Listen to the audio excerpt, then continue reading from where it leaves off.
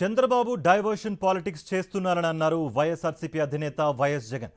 సజావుగా ఎన్నికలు జరిగితే ఆయనకు డిపాజిట్లు కూడా రావన్నారు.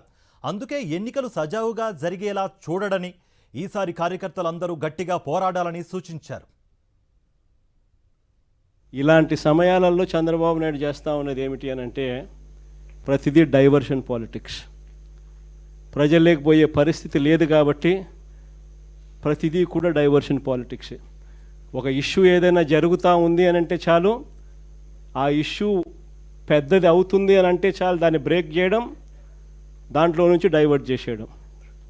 ఆ టాపిక్ డైవర్ట్ చేసే విషయాలలో గుళ్ళు కనిపిస్తాయి, గోపురాలు కనిపిస్తాయి, ఇంకా రకరకాల ఆరోపణలు కనిపిస్తాయి, రకరకాల మనుషుల మీద బురద జల్లే కార్యక్రమాలు కనిపిస్తాయి.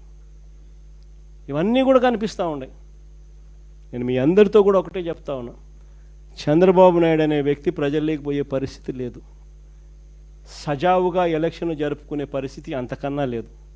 సజావుగా ఎలక్షన్ జరిగితే చంద్రబాబు నాయుడుకు డిపాజిట్లు రావన్న సంగతి చంద్రబాబుకు తెలుసు.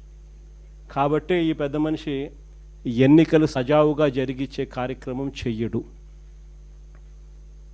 కాబట్టి మీరంతా ఇంకా ఎక్కువ సన్నద్ధం కావాలి.